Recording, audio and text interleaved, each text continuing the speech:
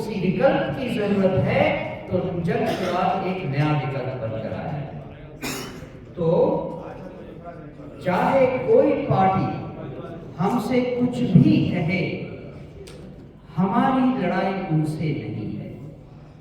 ये तो हुई पहली बात। दूसरी, इस उपचुनाव में या इन उपचुनावों में जो हम लड़े, इससे हमें बहुत फायदा हुआ।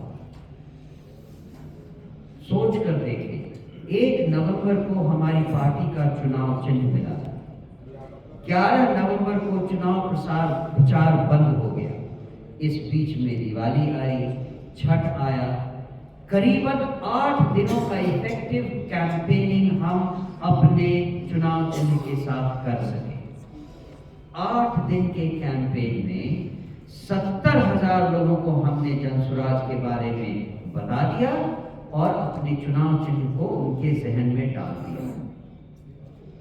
10% वोट आए। क्या ये कम बड़ी जीत है? अगर हमारे पास आप 6 महीने का समय दें, जो कि अगले चुनाव में होने वाला है, इमेजिन कीजिए हमारा वोट परसेंट कितना हो सकता है। इस उपचुनाव में हमने ये भी देखा कि हमसे क्या क्या गलतियां हुई। उनमें से एक का एग्जाम्पल मैं आपको देता हूं। इन उपचुनाव में हमने बाहर के राज्यों से लीडर्स को बुलाकर उपचुनाव के प्रखंडों में, गांव में भेजा। ये हमसे गलती हुई, क्योंकि उस गांव में जो आम जनता वोट देने वाली थी, उसको तो इन नेताओं के बारे में पता ही नहीं था। उनको क्या पता कि अब कहाँ है वो, तरारी में किसी भी आदमी, किसी भी औरत को गांव में क्या पता कि किशनगंज से कौन सा लीडर आया है उनके आसपास प्रचार में लगाया। ये गलती हम अपने ही दोहराने वाले हैं। जो लोकल लीडर्स हैं, उनको लेकर जनता के सामने जाएंगे और उनके मार्फत उनका समर्थन मांगेंगे।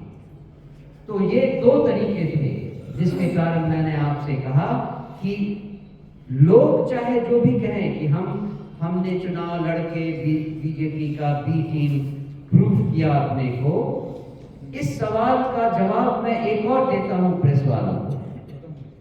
हमें बीजेपी की बी टीम वो लोग कहते हैं जिनको हमारे बढ़ने से सबसे ज्यादा खतरा है, और कोई नहीं कहता। उन्हीं को जिनको हमसे ज्यादा खतरा है, वो हमको तरह तरह के नेम देते हैं, नाम देते हैं, उलाहने देते हैं, लांछन लगाते हैं। उनसे हमें क्या क्या कहना उनको? न तो वो पढ़े लिखे हैं, न समझदार हैं, डंडे के बल पर उन्होंने शासन किया है। जनता जितनी सताई हुई है, उसी का तो जवाब देना है इस बार। तो आप सबका एक बार पुनः बहुत बहुत धन्यवाद। आप सब आए और आप सबने एक और सवाल है। ओह अच्छा जी, मैं धनंजय कुमार द्विवेदी, अधिवक्ता गवाह न्यायालय गोपालगंज। सबसे मेरा आग्रह है कि ये मीटिंग क्योंकि अधिवक्ताओं के लिए बुलाया गया है और हमारे जो युवा अधिवक्ता है उनके लिए कोई सरकार, अन्य राज्यों में तो कुछ जगह लागू हुआ है, लेकिन आपकी अगर सरकार बनती है तो आप उसके लिए क्या व्यवस्था करेंगे? कोई स्टेटमेंट की व्यवस्था करेंगे क्या? आप अपनी डिमांड तो करें, आप अपनी डिमांड रखें, माननीय अध्यक्ष जी की उसके हिसाब से आप उस पर कार्रवाई करके आपको सेटिस्फाई करेंगे। ये हमारा वादा है। स्टाइपेंड का बात कर रहे हैं। हाँ जी, ये कह दिया कि आ चुका है पहले ही सरकार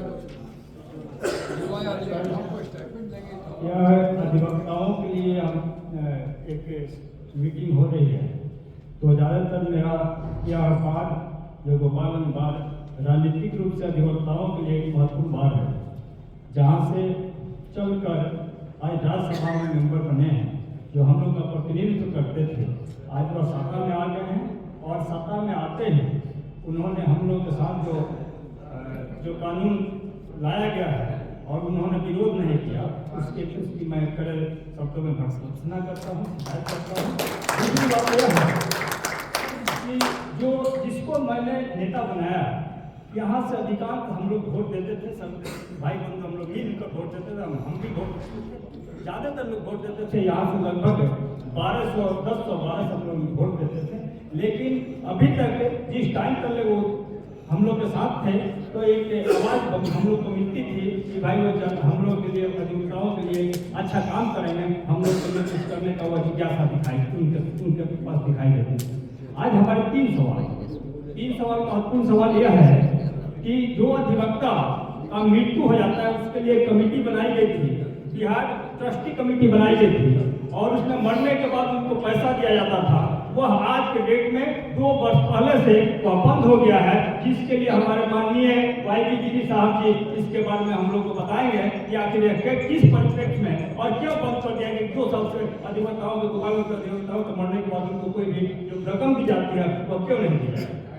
दूसरी बात है कि एक होता था कि 60 वर्ष के बाद हम लोग नियम में है 60 वर्ष के बाद अगर कोई अधिवक्ता स्वेच्छा से अधिवक्ता का काम करना छोड़ देते हैं तो उनको पेंशन दिया जाएगा। वह कार्रवाई 2 साल से क्यों बंद हो गई है। कोई अधिवक्ता, कोई आप यहाँ गोपालगंज जहाँ से हमारे माननीय मनन मिश्रा जी बिलोंग करते हैं, उन्होंने भी उस संविधान उस सदन में आवाज नहीं उठाए। प्रधानमंत्री के पास इस सब को एक बार भी नहीं कहे, मंत्री पद मिला या राज्यसभा का सदस्य बने, जो भी बने वो हम लोग का देन है, यहाँ के अधिवक्ताओं का देन है कि इतने ऊंचे पद पर हम लोग ले गए।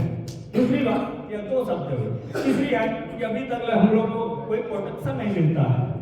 आज तक यहाँ अधिवक्ताओं के साथ बराबर मार होता है, गोलियां चलती है, यहाँ तक कोर्ट के अंदर भी गोलियां चलती है और अधिवक्ता का सामना होता है।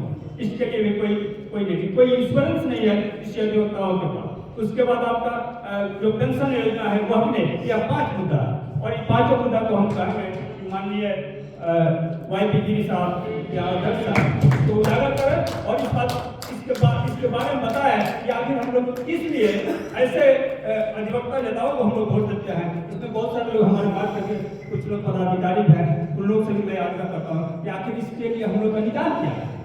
हम जनसुराज से जिला सचिव हैं, लेकिन सचिव होने के नाते नहीं, एक अधिवक्ता होने के नाते इस मंच के जो भी बड़े पदाधिकारी हैं और विद्वान अधिवक्ता हैं वो हमको बताने का चाहिए कि यहाँ पर जो भी मौजूद है उन लोगों को बताने का प्रयास करेंगे। इसी के साथ समाप्त करें।